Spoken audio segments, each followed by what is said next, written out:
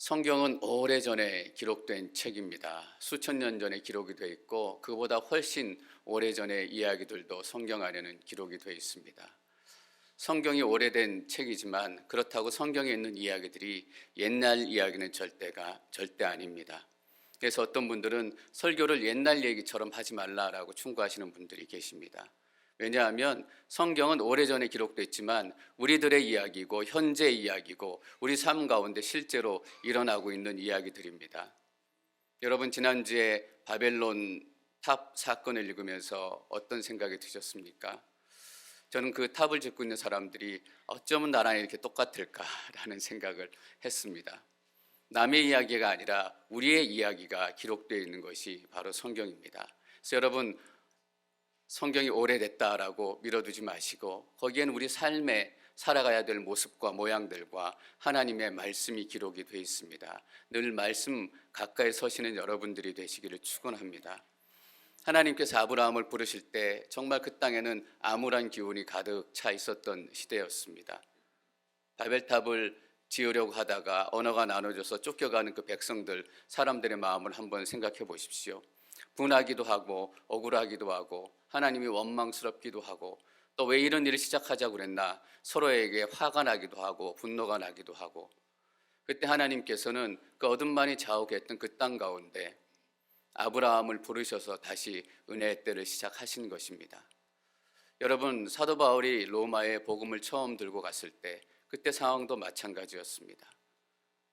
로마 황제의 통치 아래서 빛과 희망이라는 조금도 보이지 않고 음란과 퇴폐한 문화들이 그 땅을 가득 덮고 있을 때 사도 바울이 복음을 들고 그 땅을 찾았습니다. 그래서 로마가 새로워지고 유럽 대륙이 새로워지고 그 은혜가 온 땅 가운데 전해지는 놀라운 일들이 나타나게 된 것입니다. 지금 너무나 우울하고 어려운 상황 가운데 있습니다. 저는 다시 한번 깨닫게 되는 것은 정말 은혜가 필요하고 복음이 필요한 시간 가운데 살고 있다라는 것입니다. 가장 어두운 때 아브라함을 선택하셨고 또 가장 어두운 때 사도 바울을 선택하셨다면 가장 어두운 이 시대에 하나님께서 우리를 선택하시고 부르실 것이라고 믿습니다. 그래서 성경은 오래된 이야기지만 우리의 이야기입니다. 여러분, 하나님의 말씀을 오늘 여러분의 삶의 증거로 받으시기를 축원합니다. 하나님의 말씀이 우리 가운데 있을 때만 놀라운 일들이 나타나게 되어 있습니다. 제가 12장 1절 말씀 다시 한번 읽도록 하겠습니다. 12장 1절 시작. 내 고향, 내 친척, 내 아버지 집을 떠나 내가 내게 보여주는 땅으로 가라. 여호와께서 아브라함에게 말씀하셨습니다. 하나님의 말씀이 임해야 역사가 시작이 됩니다. 하나님의 말씀이 임한 시대, 또 하나님의 말씀이 경험되어진 인생은 다른 시대, 다른 인생을 살게 되어 있습니다. 여러분, 저희가 11장에 나오는 족보는 나누지 않았습니다만 창세기에 보면 하나님께서 선택하신 두 가지 선택된 족보가 나옵니다. 5장에는 하나님께서 선택하신 후손들, 셋의 족보, 셋의 후손들에 대해서 기록을 하고 있습니다. 또한 11장에는 하나님께서 선택하신 사람 셈과 그 후손들에 대해서 기록을 하고 있습니다. 둘 다 똑같은 패턴으로 기록을 하고 있어요. 5장에는 어떻게 기록이 되어 있냐면, 예를 들면 셋은 105세 에노스를 낳았습니다. 에노스를 낳은 후 807년은 더 살면서 다른 자녀들을 낳았습니다. 11장 셈의 족보는 이러합니다. 셈은 홍수 2년 뒤 100세의 아르박삿을 낳았습니다. 셈은 아르박삿을 낳은 후 500년을 더 살면서 다른 자녀들을 낳았습니다. 똑같은 패턴으로 기록이 되고 있는데 큰 차이점이 하나가 있습니다. 뭐냐 하면 5장의 족보에는 매 사람들의 인생의 마지막을 이렇게 기록하고 있어요. 셋은 모두 912년을 살다가 죽었습니다. 그런데 11장에 선택된 족보에는 죽었다라는 이야기가 나오지 않고 있습니다. 하나님의 말씀이 아브라함에게 임하고 새로운 역사가 시작되는 그런 영적인 상황을 이야기해 주고 있습니다. 더 이상 하나님께서 선택하신 믿음의 조상 아브라함 그 시대는 과거를 돌아보거나 죽음을 돌아보거나 실패를 묵상하는 그런 인생이 아니라 죽음을 이기고 하나님 가운데 소망을 이기고 하나님 말씀 가운데서 새로운 생명을 찾아내는 그런 인생들이 본격적으로 시작이 되었다. 그런 이야기가 이제 본격적으로 시작이 된다라는 의미를 가지고 있습니다. 여러분, 저희는 더 이상 죽음을 뒤돌아보지 않습니다. 실패를 묵상하지 않습니다. 11장에 나타난 이 족보처럼 우리는 하나님께서 우리 가운데 주신 말씀의 약속을 붙들고 살아가는 것입니다. 여러분, 그 약속의 말씀이 여러분 가운데 있음을 믿으시기를 축원합니다. 이 하나님의 말씀이 아브라함에게 임했습니다. 믿음은 말씀으로 시작합니다. 아브라함이 왜 믿게 되었는지, 어떻게 하나님을 만나게 되었는지 거기에 대한 기록은 아무것도 없습니다. 그냥 아브라함에게 임한 이 말씀 하나, 여호와께서 아브라함에게 말씀하셨습니다 라고 시작을 하고 있습니다. 여러분, 세상에는 두 종류의 사람이 있는 거 아십니까? 말씀대로 살아가는 사람, 자신의 뜻대로 살아가는 사람. 그래서 말씀대로 살아가는 사람, 자신의 뜻대로 살아가는 사람이 비슷한 삶을 사는 것처럼 보이지만 결국에는 다른 모양으로 흩어질 수밖에 없습니다. 아브라함이 이 하나님의 약속의 말씀을 받았습니다. 그리고 가족들을 데리고 아버지를 모시고 우르 땅에서 출발해서 가나안 땅으로 향해서 한 발 한 발 나아갑니다. 근데 11장 마지막에 보면 데라와 또 가족들이 하란 땅에서 정착하게 됩니다. 하나님의 말씀을 받은 사람들은, 하나님의 약속을 가진 사람들은 계속해서 하나님의 꿈을 쫓아가지만 그 인생 가운데 하나님의 말씀과 약속이 없는 사람들은 결국 중간에서 남겨질 수밖에 없다라는 것이에요. 아브라함이 하란까지는 어떻게 해서든지 아버지 데라와 다른 가족들을 다 데리고 갔을지도 모르겠습니다. 근데 하란에서 그들의 운명이 바뀌는 것입니다. 아버지 데라와 형제 나홀을 두고 그 혼자 사라와 롯을 데리고 하란에서 출발해 다시 가나안 땅으로 이르게 되는 것입니다. 여러분, 하나님의 말씀을 우리 마음에 품으면 하나님의 약속의 끝까지 이룰 수 있는 힘이 생깁니다. 그러나 하나님의 말씀이 그 가운데 없으면 중간에 가다가 포기하고 말게 됩니다. 저는 이 시간 여러분 인생 가운데 주신 하나님의 계획과 꿈이 무엇인지 한번 묻고 싶습니다. 여러분, 하란에는 멈추어서 정착하고 계십니까? 아니면 하란에서 다시금 털고 일어나 가나안 땅으로 출발하시는 그런 상황 가운데 있습니까?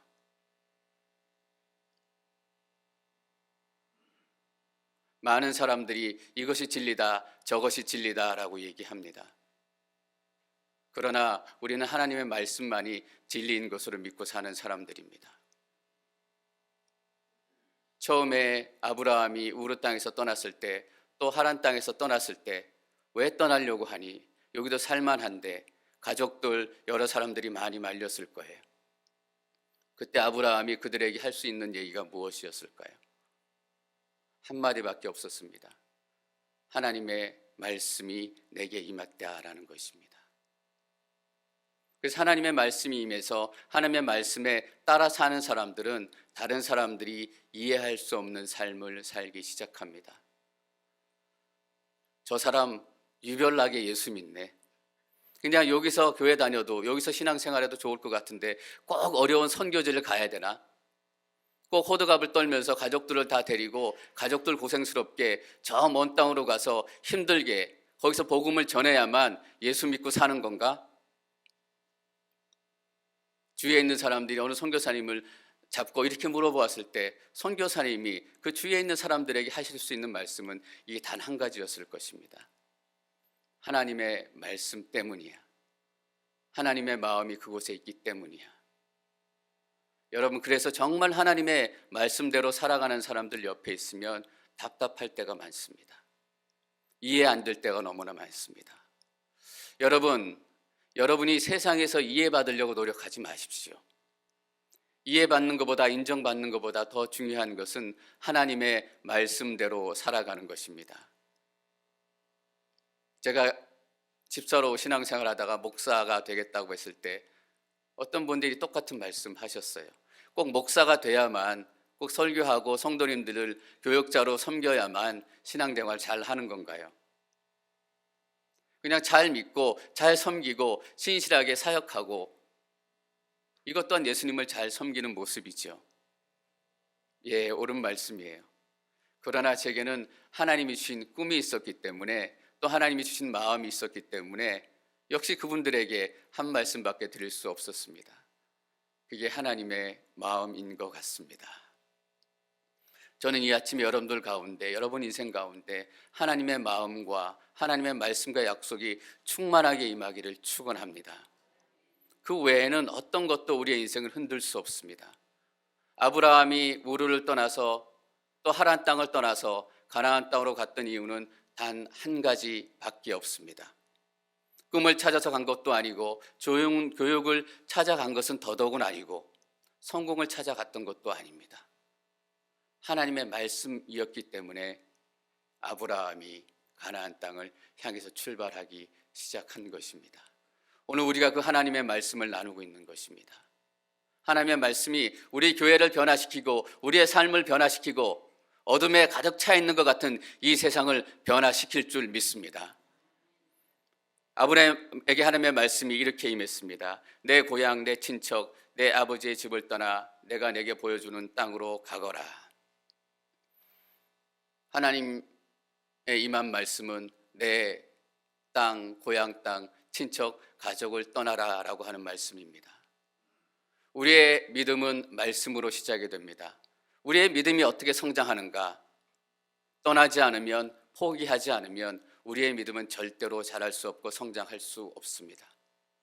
여러분, 그래서 예수 믿게 되면 포기해야 되는 것들이 있고 떠나야 되는 것들이 있고 뒤로 보내버려야 되는 것들이 있는 것입니다.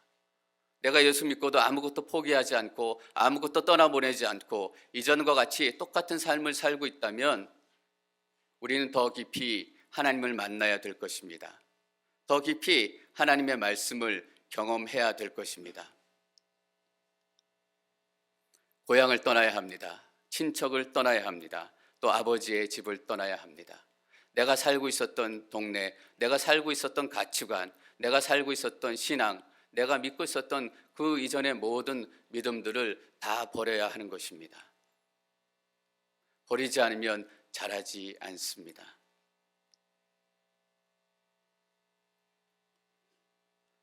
우리는 평생 포기하고 떠나는 훈련을 하는 사람들입니다.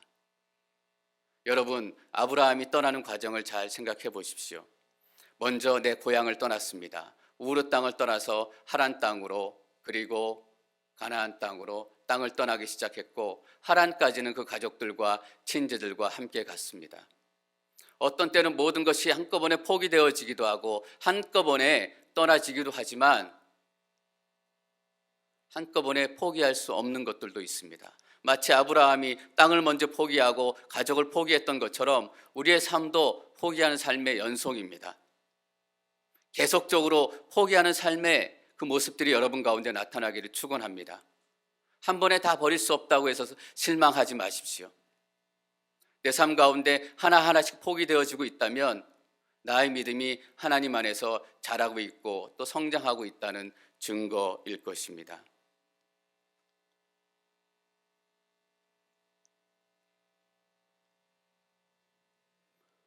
포기하기 위해서는 달라져야 합니다. 제가 오늘 설교를 준비하면서 사실 많이 고민이 되고 마음이 많이 어려웠습니다. 너무나 어두운 시대에 살고 있기 때문에 내가 목사로서 어떻게 살아야 할 것인가, 여러분들에게 오늘 어떤 말씀을 전해야 할 것인가, 증거해야 될 것인가, 그냥 세상은 원래 그런 겁니다 라고 얘기해야 되는 것인지, 아니면 아무것도 돌아보지 않고 그냥 잘 사십시다 라고 여러분들한테 얘기해야 되는 것인지,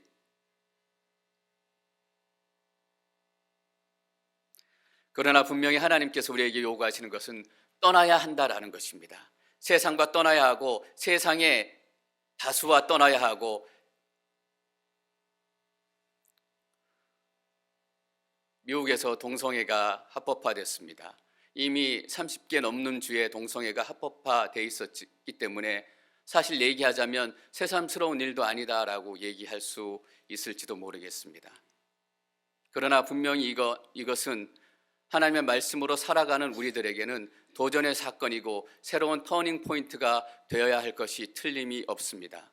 바벨탑 사건이 하나님의 백성들에게 또 하나님의 나라를 도래를 기대하는 사람들에게 새로운 터닝 포인트가 되었던 것처럼 이 슬픈 소식이 우리 믿음의 사람들에게는 분명한 터닝 포인트가 되어야 하고 다시금 기도가 시작되는 영적인 부흥의 시작이 돼야 된다라는 생각입니다. 많은 사람들이 옳다라고 얘기해도 하나님의 말씀이 옳지 않다라고 얘기한다면 우리는 소수에 서야 하는 사람들입니다. 동성가 합법화되고 난 이후에 많은 목사님들과 많은 사람들이 우리의 목소리를 내기도 하고, 그 중에 우리의 목소리가 하나가 뭐냐면 이제 크리스찬, 예수 믿는 것이 마이너리티가 되었다라는 것입니다. 동성애자들이 소수자가 아니라 이제는 예수 믿는 사람들이 소수자가 되었다라는 것입니다. 근데 저는 다시 한번 우리 믿음의 역사, 크리스찬의 기독교 역사를 돌아봤습니다. 정말 믿음의 사람들이 영적인 능력을 발휘했던 그 시대, 교회가 힘이 있었던 그 시대, 교회가 거룩했던 그 시대는 크리스찬들이 마이너리티였던 시대였습니다. 절대로 크리스찬들이 다수가 되었던 시대 가운데서 진정한 복음의 능력이 나누어지고 선포되어졌던 시대는 없었던 것입니다.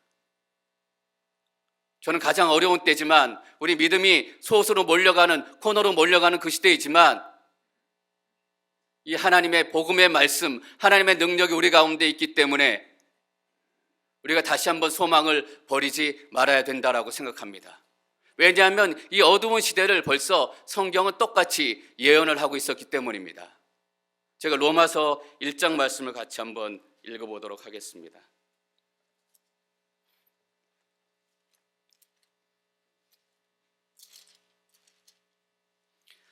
로마서 1장 26절, 27절 말씀입니다. 26절 시작. 이 때문에 그들을 수치스러운 정욕에 내버려 두셨습니다. 여자들은 남자와의 정상적인 관계를 비정상적인 관계로 바꾸고, 남자들도 마찬가지로 여자와의 정상적인 관계를 버리고 서로 정욕으로 불타올랐습니다. 이런 같은 남자끼리 부끄러운 일을 저질렀고, 이런 타락한 행위로 그들 인해 정상적인 관계를 비정상적인 관계로 바꾸고 비정상적인 관계를 정상적인 관계로 바꾸게 될 것이다. 이미 로마 시대에도 그러한 일들이 일어나고 있었고, 이 말씀을 통해서 2000년 전에 기록된 말씀이 오래된 말씀이 아니라 2015년 6월 28일 오늘에도 동일하게 나타나는 말씀이다라는 것을 저희가 알 수 있습니다. 1장 32절 저희가 함께 읽겠습니다. 1장 32절 시작.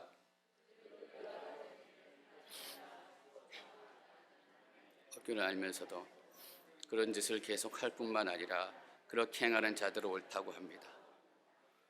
여러분 어떠십니까? 오늘 시대를 그대로 얘기해 주고 있지 않습니까? 그런 짓을 계속할 뿐만 아니라 그렇게 행하는 자들을 뭐라고요? 옳다라고 한다라는 거예요.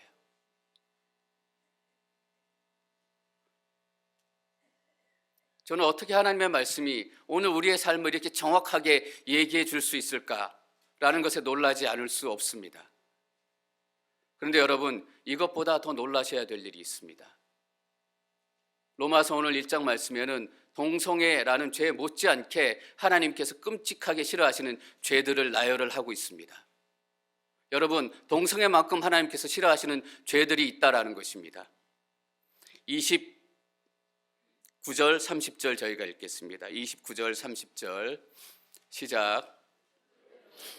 이와 악행과 탐욕과 악의로 가득 차 있으며 질투와 살인과 다툼과 사기와 악독으로 가득 차 있습니다.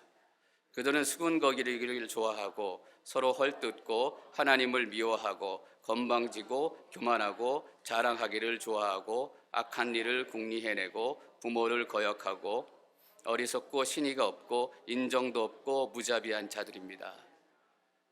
이 죄들이 동성애만큼 하나님께서 끔찍하게 싫어하시는 죄라는 것입니다. 여러분 너무 놀랍지 않으세요? 그들은 온갖 불의와 악행과 탐욕으로 악의에 가득 차 있으며 우리의 마음은 악의로 가득 차 있지 않습니까? 질투와, 우리는 너무나 자주 질투하지 않습니까?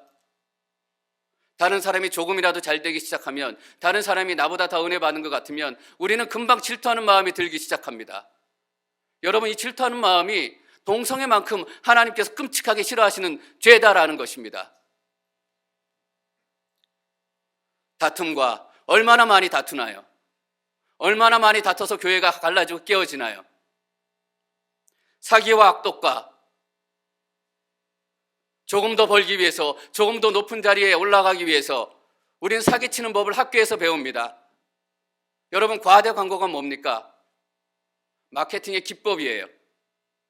그렇지 않지만 더 큰 것처럼, 여러분, 우리가 사기치며 살고 있지 않습니까? 믿음은 없지만, 그렇게 살고 있지 못하지만 그렇게 고상한 것 같지 않은데 고상한 척 살고 있다라는 거예요.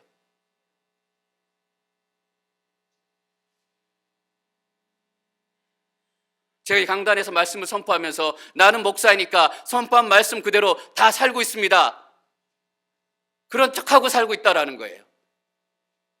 내가 선포한 말씀에 10%도 제대로 지키지 못하고 10%도 따라 살지 못하면서 나는 100% 그 말씀을 다 지키며 삽니다. 그러니까 여러분들 지키며 사십시오. 여러분들한테 저는 그렇게 사기치며 살고 있는 것입니다. 악독으로 가득 차 있습니다. 그들은 수군거리기를 좋아하고, 여러분, 수군거리는 게 얼마나 큰 죄인지 아셨습니까? 동성애만큼 끔찍한 죄입니다. 얼마나 자주, 얼마나 많이 우리가 수군거리고 있는지. 어떤 때는 다른 사람이 기도 제목으로 내놓은 그 사람의 아픔과 기도 제목조차도 우리의 가십거리가 되고 우리의 수군거림이 되고,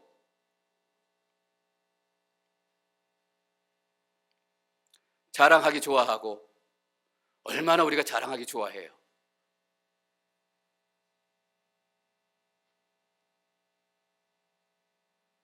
우리 앵커리지 온누리 교회가 앵커리지에서는 그래도 좀 괜찮은 교회예요. 다른 교회보다 훨씬 더 많이 안정됐어요. 자랑하고 싶은 마음이 우리 가운데 얼마나 강해요. 제 마음에도 그런 마음이 있어요. 다른 앵커리지에 있는 목사님들 만나면 목사님들 교회보다 우리 교회가 훨씬 더 좋아요.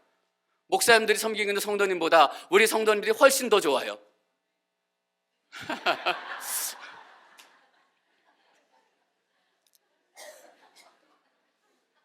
그렇게 자랑하고 싶은 마음이 제 안에 있어요.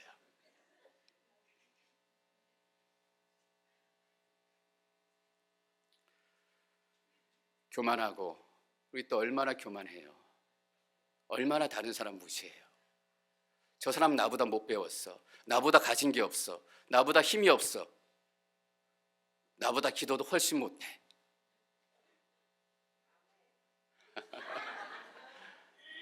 저 사람 방언도 못해. 교회에 와서도 우리는 너무나 많은 순간 교만하게 살아요. 근데 여러분, 이 죄들이 동성애만큼 하나님께서 싫어하신 죄다라는 것을 깨닫고 제가 몸서리 쳐져요.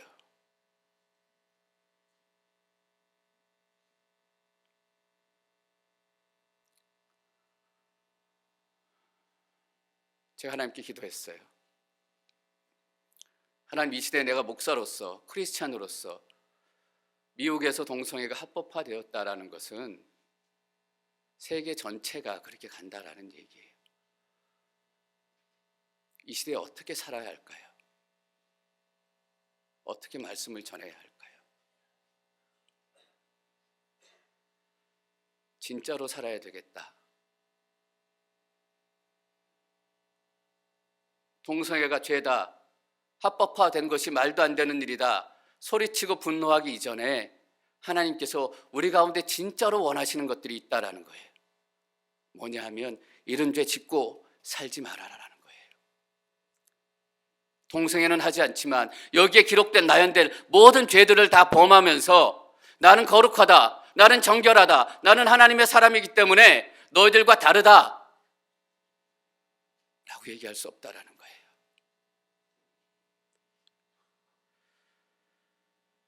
여러분, 질투하지 마십시오. 여러분, 다투지 마십시오. 사기치지 마십시오. 수군거리지 마십시오. 헐뜯지 마십시오. 하나님을 미워하지 마십시오. 건방지지 마십시오. 교만하지 마십시오. 자랑하지 마시고요. 악한 일을 궁리해내지 마시고 부모를 거역하지 마시고 어리석은 사람이 되지 마십시오. 하나님의 말씀으로 지혜로운 사람이 되십시오. 신의가 없는 사람이 되지 마세요. 한번 식사하자고 약속하셨으면 식사하세요. 밥 먹자고 얘기해놓고 밥 안 먹으면 신이 없는 사람이 되는 거예요. 하나님께서는 이 죄를 동생과 똑같은 죄로 다루신다니까요. 인정도 없고 남이 죽어가든지 굶어 죽든지 저 땅에 지진이 파키스탄에 최근에 폭염이 와가지고 110도씩 올라가고 섭씨는 41도, 2도 몇백 명이 더위 때문에 죽었어요. 전 기사를 보고 놀랐어요. 아직도 더위 때문에 이렇게 힘없이 죽어가는 사람이 있고 땅들이 있구나. 더 놀란 게 있어요. 그 죽음에 대해서, 그 사건에 대해서 아무도 얘기하는 사람들이 없다라는 거예요.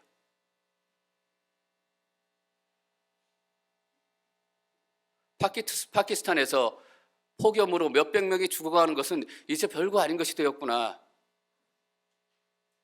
기도하는 사람들의 기도 제목에도 크리스찬들의 만남 가운데도 그들의 죽음에 대해서는 아무도 얘기하지 않아요. 인정도 없고 제 자신에게 하는 얘기예요. 저도 깜짝 놀랐지만 뼈가 사무치게 그렇게 마음이 아프지는 않더라고요. 이 사람들을 위해서 기도해야 되겠다. 기도했지만 제가 먼저 회개해야 돼요. 인정이 없는 목사예요. 안타까움이 없는 목사예요. 몇백 명이 죽었다는 소식을 듣고도 눈물 한 방울 흘리지 않는 무자비한 자들입니다. 그들 안에 우리도 포함되어 있는 것입니다. 여러분, 우리가 이 죄 가운데서 떠나지 않으면, 우리가 삶 가운데 죄를 끊지 않으면 세상은 변하지 않아요. 세상을 변화시키는 책임이 누구에게 있어요? 동성애자들에게 있지 않아요. 우리들에게 있어요.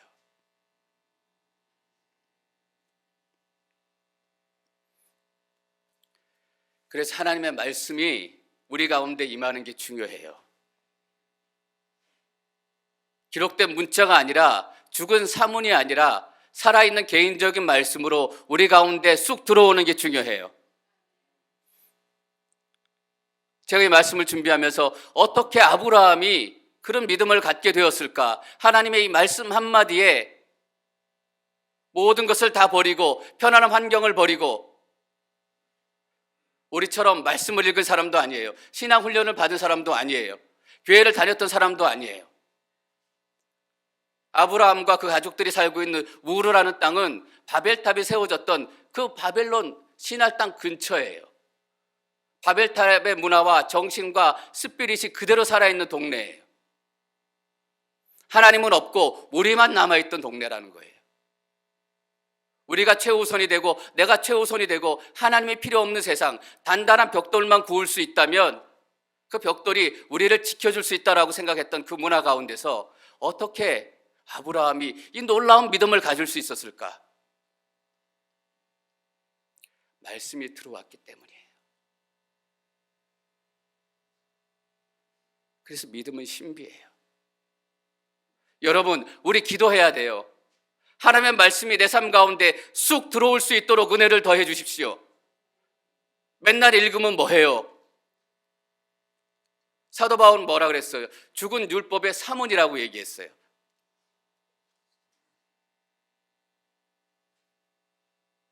믿음은 그렇게 신비롭게 시작이 돼요.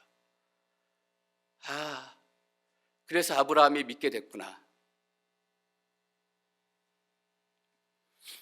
내 고향, 내 친척, 내 아버지의 집을 떠나야 돼요.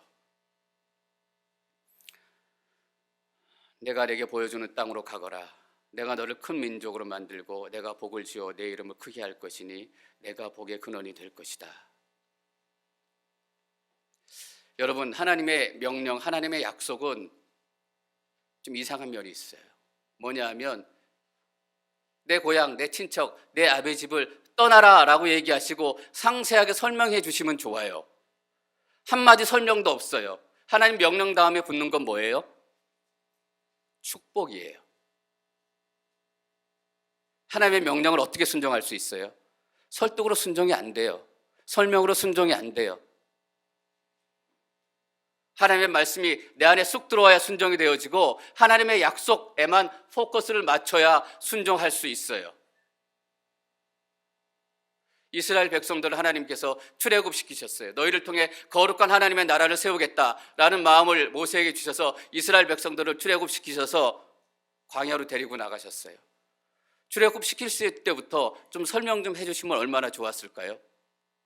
너희들이 가면 쫓기게 될 것이고 홍해 바다가 갈라지게 될 것이고 40년 동안 광야에서 죽을 고생을 하게 될 거다. 그리고 가나안 땅에 들어가게 될 텐데 거기서도 너희 또 죽을 고생할 거다. 설명 안 해주세요. 그 사이는 남겨두세요. 설명해도 다 알지 못하는 부분, 우리가 믿음으로 반드시 걸어야 되는 길이 있기 때문이에요. 광야에 그 길이 없었으면 이스라엘 백성들은 거룩한 백성이 되지 못했어요. 아브라함이 가나안 땅으로 가는 여정, 거기서 겪었던 모든 사건들, 이삭을 바치는 사건들이 없었으면 아브라함의 믿음을 스스로 증명할 수 없었을 거예요. 내가 너를 큰 민족으로 만들고, 하나님의 약속은 참 이상해요. 전혀 가능성 없는 것을 약속으로 주세요. 땅 한 평도 없고 자녀도 하나 없는 아브라함과 사라에게 약속을 주시는 거예요. 11장에 미가라는 여인이 나와요. 그 여인은 정말 자녀를 많이 낳은 여인이에요. 그 여인에게 하나님의 약속이 임했다면, 큰 민족을 이루겠다라는 약속이 임했다면 너무너무 쉽게 설득이 됐을 거예요. 여러분, 우리 자녀들에게 하나님이 주신 약속의 말씀이 있어요. 그 애들이 하나님의 약속의 말씀처럼 잘 자라고 공부도 잘하고 매일매일 기도하고 돌아오자마자 기도해서 하나님 말씀 읽고 아침에 5시에 일어나서 1시간 동안 기도하고 그렇게 학교 가서 친구들에게 복음을 전하고 돌아와서 은혜를 나누고 이런 삶을 산다면 얼마나 좋겠어요. 확실히 이 아이가 하나님께서 택하신 자녀고 하나님께서 얘를 통해서 뭔가 일을 내시겠구나. 현실은 어때요? 아침에 깨워도 죽으라고 안 일어나요. 기도는커녕 매달 생명의 삶 새날을 사줘도 들춰보지도 않아요. 1년 내내 새 책이에요.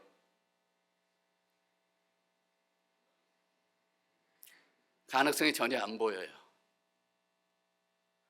근데 그 아들을 향해서, 그 딸을 향해서 하나님께서 약속하시는 거예요. 이 자녀를 통해서 내 하나님 나라의 꿈을 이루겠다라는 거죠. 저는 제 딸애가 정치를 했으면 좋겠어요. 이번에 이런 사건을 경험하고 나니까 더 그 마음이 들어요.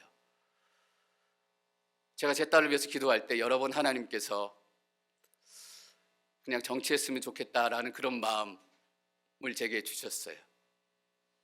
그래서 가끔 제 딸을 위해서 기도할 때 하나님, 얘가 그런 사람으로 살았으면 좋겠다. 꼭 정치인이 돼야 거룩하고 훌륭한 삶을 산다라는 얘기는 아니에요. 그렇게 또 쓰여지면 좋겠다는 꿈이 있는데 제 딸의 정작 꿈은 현모양처가 되는 거예요. 지금부터 정치에 관심이 있고 지금부터 법에 관심이 있고 그래서 다른 사람들 돕는데 너무 관심이 있고 그러면 얼마나 좋겠어요. 얘가 하나님께서 정말 미국 땅에서 크게 쓰실래나 보다. 아니에요. 애가 하나도 없는 아이들 아브라함에게 사라에게 75세 90세가 넘도록 불임의 고통 가운데 멸시당하고 창피당하고 11장에 보면 가족들의 이야기가 나와요. 아브라함은 누구의 아들이고 데라는 누구를 낳고 미가는 누구의 아들이고 하라는 누구의 아들이고 누구는 누구랑 결혼하고 사례는 한마디밖에 안 나와요. 사례는 아기가 없었더라. 배경도 안 나와요. 나중에 지나야 사레가 아브라함의 이복 여동생이었구나라는 것을 알게 돼요. 왜 11장에 이름밖에 안 나왔을까? 아기가 없었다. 무시당하고 살고 있었던 거예요. 여러분, 그때 아들을 낳고 딸을 낳고 자식의 복이라는 건 권력이고 힘이고 돈이고 명예예요. 근데 사례나는 이름만한 것대요. 그런 여자에게 여러분, 한 채 가능성도 없는 우리에게 하나님의 은혜가 임하고 하나님의 약속이 임하는 거예요. 그래서 하나님은 설명을 안 붙이세요. 명령하고 하나님의 마지막 주실 축복만을 얘기하시는 거예요. 그래서 하나님의 명령을 이루고 하나님의 계획을 이루는 데 필요한 게 한 가지가 뭐예요? 납득과 이해와 설명이 아니에요. 유일하게 필요한 것은 순종이에요. 그래서 아브라함을 뭐라고 불러요? 믿음의 사람. 아브라함을 또 뭐라고 부르죠? 순종의 사람이라고 부르는 거예요. 내가 너를 큰 민족으로 만들고 내가 내게 복을 주어. 복을 준다라는 말이 뭐예요? 내가 너의 지킴이가 되겠다라는 거예요. 어떤 일이 있어도 내가 너를 지키겠다라는 거예요. 땅을 많이 주고 물질을 많이 주고 부자가 되게 하고, 이것을 훨씬 뛰어넘는 의미가 있어요. 하나님께서 우리의 복이 되신다라는 의미는 하나님께서 우리의 인생을 책임지신다라는 얘기예요. 그러니까 배고파도 걱정하지 말라라는 얘기예요. 몸이 아파도 걱정하지 말라라는 얘기예요.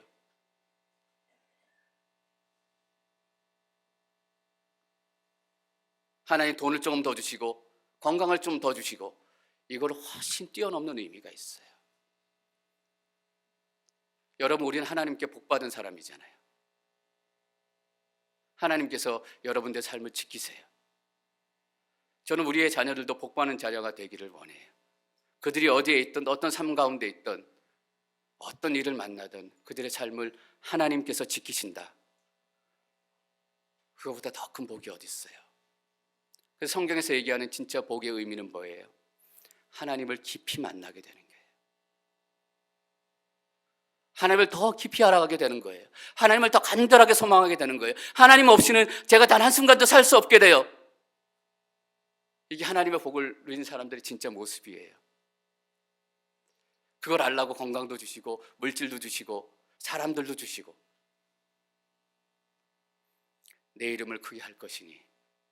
여러분, 아브라함이 얼마나 큰 이름이 됐어요. 여러분 잘 보세요. 아브라함은 아브라함으로 시작되지 않아요. 아브람으로 시작돼요.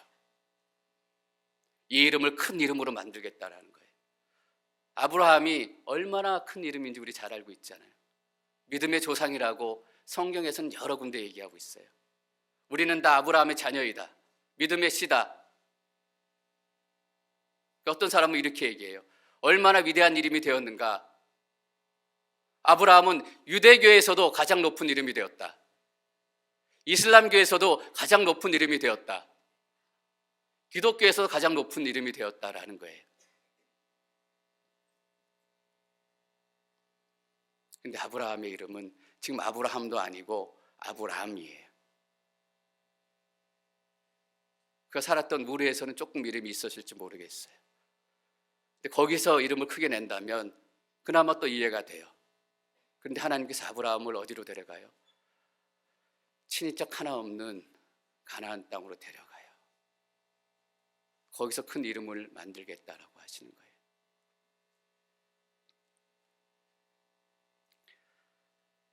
(12절) 말씀에는 하나님의 명령이 두 가지가 나와요. 첫 번째는 내 고향, 내 친척, 내 아비 집을 떠나 내게 보여주는 땅으로 가거라 하는 게 첫 번째 명령이에요.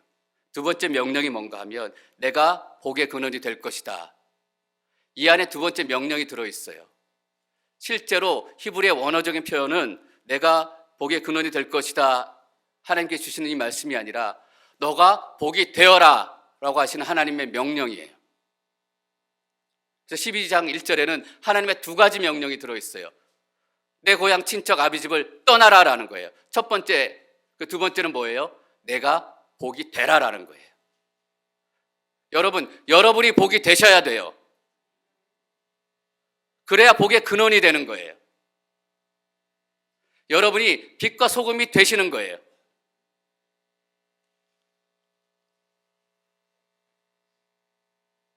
그래야 세상이 변해요. 여러분의 복이 되지 않으면 여러분은 하나님의 말씀에 순종하지 않는 사람이에요. 저는 제가 복이 되기를 원해요. 간절히 원해요. 여러분도 복이 되시기를 축원합니다.